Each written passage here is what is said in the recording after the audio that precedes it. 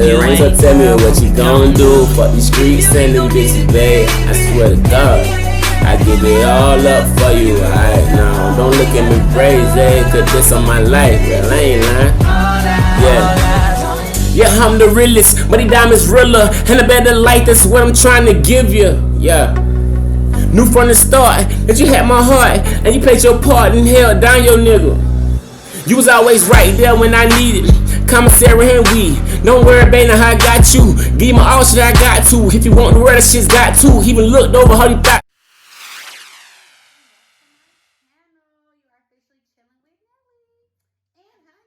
We got a guest this time.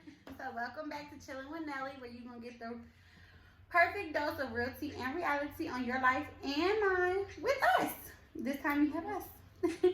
Alright, so this is like a part 2 to my video where I talked about having breast cancer and my journey. So this video looks way more like professional because best friend came through with the whole setup, honey. Yeah, God, this is the best video I'm gonna have on YouTube. We got lighting, professional makeup, girl. What? Anyway, to make her feel like she felt inside. Yeah. Outside. Alright, so surgery has happened. We are 10 days post-surgery. So basically I was very vague in my first video as far as what kind of surgery I was having. I kind of said it but didn't go into detail about it. However, so basically I had stage 1 breast cancer. It was invasive. So I did not have to have chemo and radiation or anything like that after the fact. So basically I just had to have a surgery to remove the cancer, which was a double mastectomy followed by reconstruction. So basically what that means is they went in and took out all of my breast tissue, and then they took what skin I had left and they put in tissue expanders on top of the skin. They stitched me up and sent me home with these wonderful things. Ooh.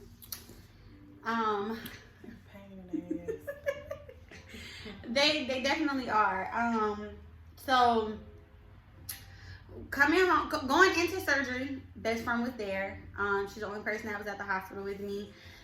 She stayed. She made sure that I was okay. She got me there. I was really nervous, like in the car. I was like, can we just sit here for a minute? Like 5 o'clock in the morning. Yeah, like we sat in the car for like probably like a good 10 minutes before we got out the car. I was really nervous just because it was a really major surgery and like things were going to change drastically for me coming out of the surgery. So coming out of the surgery, it was painful, and it has still been painful. It aesthetically wise, it didn't look bad per se. It just didn't look what I expected it to look like. I don't have any nipples. It kind of just like a mannequin, like when you see a mannequin like getting dressed, like it's kind of what it looks like. However, it was really hard the first couple of days. I couldn't move my arms. I couldn't do anything by myself. Like my best friend literally had to like help me with everything. She helped me like take a shower. She helped me eat. She helped make sure like I had my medicine. Like I literally could not do anything. I stayed in the hospital for like a day and a half, I think. And well, 2 days. Yeah. Like I stayed in the hospital for 2 days, and then I came home. And ooh, it's been a struggle. I have to clean the drains twice a day. They hurt really bad. It hurts right here all the time. Like that just hurt to raise my arm. So this, what you see, what little bit of breast I do have are the tissue expanders, which are extremely painful.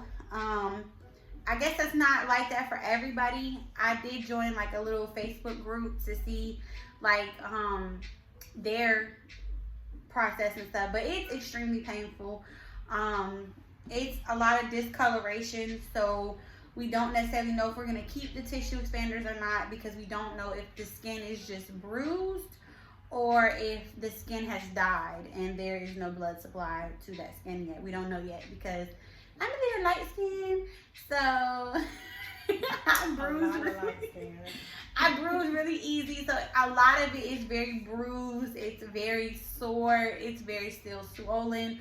So you can't get a good idea just yet. So we're gonna give it a couple more days to see whether or not it has healed. So that's like the emotion. That's like the medical side of it. The emotional side to it is like my best friend has been a rock, you guys. Like I can't say enough like how much it means to me that she's been here through all of this, because it does change you. It does change how you feel. You know, when you have cancer and then it's just like the people that you expected to be there aren't there. It just shows you like who matters and who doesn't matter, like what matters and what doesn't matter in life.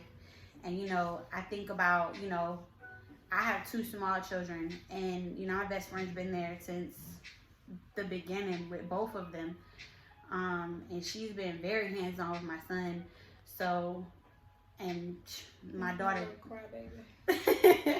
my daughter probably gets along with her better than she gets along with me sometimes.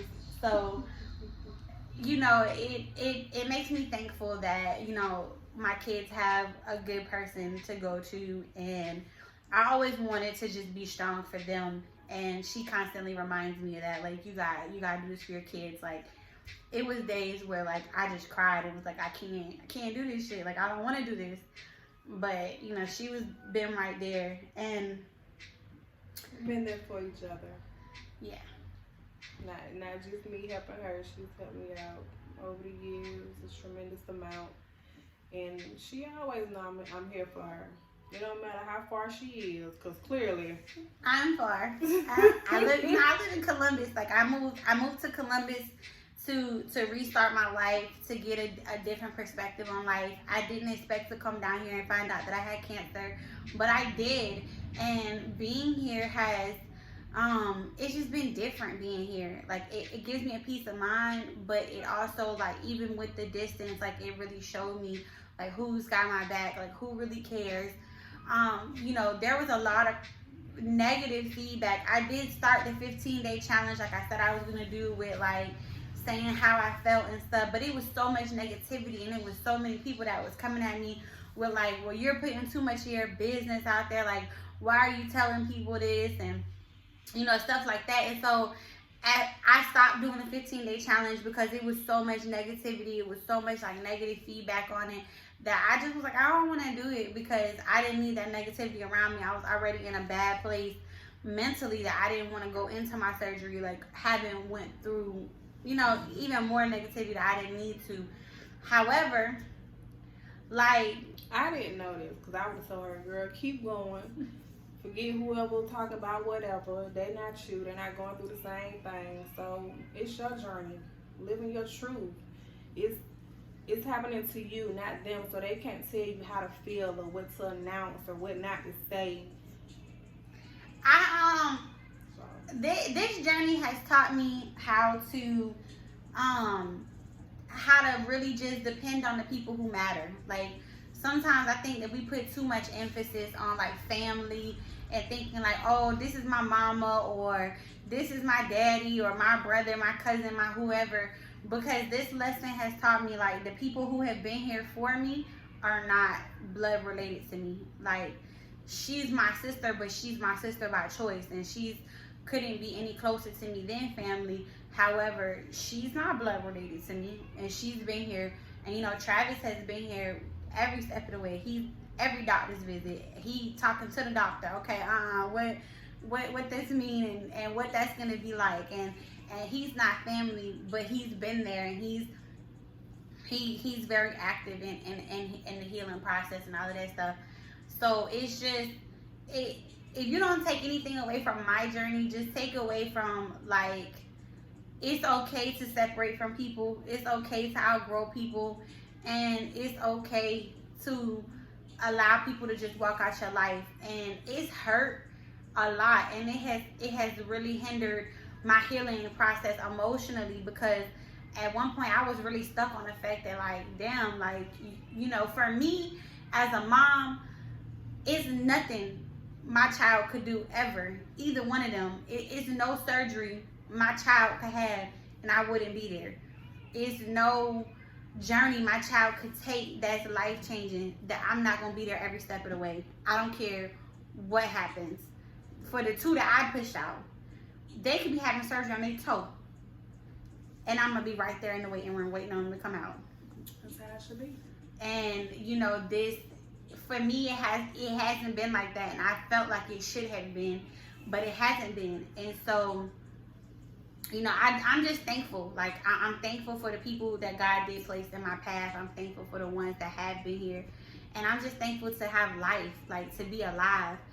I was very stunned to find out that, you know, I've had this thing in my chest for 2 years. And I never imagined, like, it was actually, like, cancer. Like, I thought it, and I thought, you know, something was wrong. And I knew something was wrong and it shouldn't be there. But I never imagined that it was actually cancer. And so to hear them say it was cancer, and then, like, I gotta go right into a surgery, it was such a quick process. It happened so quickly that I'm just thankful to be alive. I'm thankful to be here. You know, when we went to the doctors on Tuesday, the best thing the doctor told me on Best Friend was, like, cancer is gone. Like, it's not there anymore. It's gone. Like, you don't have to worry about it. Like, you're clear. Like, you're good. Like, that was such a good feeling, because it was just like a sigh of relief. Because if he would have been like, okay, we gotta do this, we gotta do that, I probably would have screamed. But he was just like, you know, it's gone, you know, which is what we expected, it's what we planned for, it's what we hoped for, it's gone, you're good. And so I just wanted to come and do an update video and really just, you know, put that part of it out, and just, you know, the healing is coming along. It's definitely been a journey, a painful one. It's a big cry, baby. Yeah, I cry a lot. It hurts. It hurts. And she can push out a baby naturally. 2 of them at that. She can go through this for like another week or 2. This is and she was on, what, 6 weeks? Mm-hmm. She wasn't supposed to do nothing at all. Yeah, nothing. So we're on week 2 of nothing, and it drives me crazy. But my best friend did get me out the house. I will say that to anybody going through this process, anybody going through this situation, the best part of my process, or the best thing I can say for me, was the fact that my best friend did drag me out the house. Like, she was just like, oh no, you're going. Like, we going. We went to the river walk. We walked. We talked. And we sat literally by the river and talked for like hours. And I can honestly say, like, that helped out tremendously. Like, it made me feel better. Like, we talked about everything, not just me, but with her. And she allowed me to be a friend to her and not make it all about me. And it feels good to take your mind off of your situation and just, you know, have somebody that's there for you. So if you do have a parent or a brother or a sister, or in my case, a best friend that is like pushing you to get out the house and do something, if the doctors say it's safe and you can do it, you can do it. You know, I don't have any restrictions as far as I can't do anything or go anywhere. I just can't do any like driving. Yeah, I just have to take it easy. I can't do any, like, I can't stand for a long period of time. I can't lift or pull anything. My drains make my situation a little bit more different than the typical case, because my drain on this side is trying to come out. So, you know, I have to take it easy. Fine, it's ready to come on out. I'm trying to tell you. Take it out. But I will say that, like, that did help out a lot. Like, having, like, my best friend to be like, okay, like, we're not doing this. We're not just going to sit in the house every day, all day, and just waddle in this. Like, we're going to get out. We're going to talk about it. We're going to do this. Like, because I'm a very private person. I keep a lot of things to myself. I keep a lot of things close to vest. I don't, you know, open up too much about, like... You ain't tell me until, what, like 2-3 weeks before? Yeah. I'm like, why you ain't been told me this? I did keep it to myself, because I didn't want to, like, worry anybody, and I didn't want to, like, stress anybody, especially because I didn't really know what was going on. And then it was like, a lot of different testing involved, and there was a lot of different stuff involved. I kind of just kept it to myself, and then when they finally were just like, okay, you know, this is cancer, and you need to have this surgery, that's when I broke down and I called my best friend. I was like, so friend, you know, we got this thing we got to deal with. But I'm gonna convince her to do a video. I'm gonna try to get her to do a video from like the other perspective of it, because she's shy. She don't like talk, y'all. She's so beautiful though.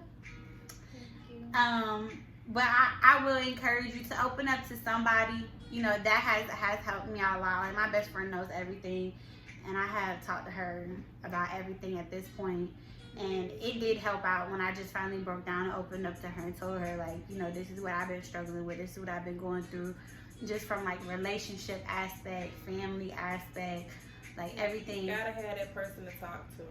You gotta have that. Like, that is imperative in your healing process. Like, even if it's a friend, family, counselor, therapist, somebody. You gotta have some type of outlet to get it all out, because you keep it in, bottled up, it's gonna destroy you. And nobody will never know what you're going through if you don't talk to them. Very true. Very, very true. Like, it does. And it does eat at you, and it does. It's hard to put a smile on every day and just act like everything is fine. But with me being a mom, I felt like I had to. I felt like I have to be strong for them. But since they have been gone and they're with my biological mom right now, you know, I've had that time to decompress. I've had that time to feel like, okay, let me just get it all out and be vulnerable and like really just say what I'm feeling and what I'm going through. So that's another tip. Like, definitely talk to somebody. Definitely. Like, your support system will mean everything in your healing process. Everything.